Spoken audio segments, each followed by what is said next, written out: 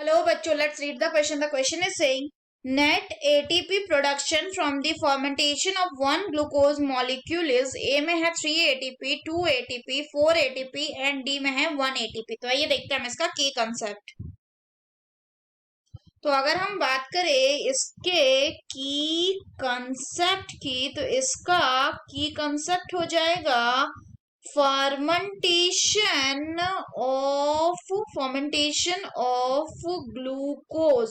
तो अगर हम ग्लूकोज के फर्मेंटेशन की बात करें तो फर्मेंटेशन क्या है, ये एक केमिकल ब्रेकडाउन प्रोसेस है ग्लूकोज का, किसमें, in the absence of oxygen. So it is the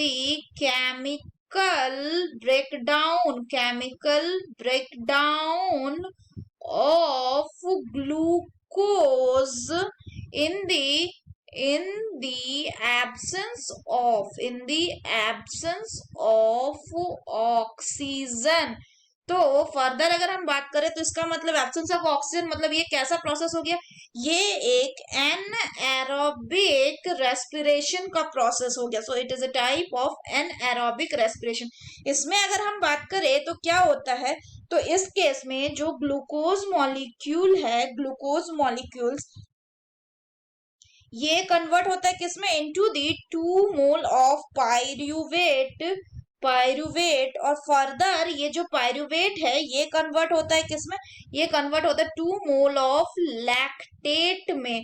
तो ग्लूकोज जो 2 मोल ऑफ पायरुवेट में कन्वर्ट होता है, इस प्रोसेस को कहेंगे ग्लाइकोलाइसिस. इसमें क्या होता है, इसमें 2 एटीपी जो है वो क्या है, बनता है. 2 ATP is formed from the 2 ADP plus pi.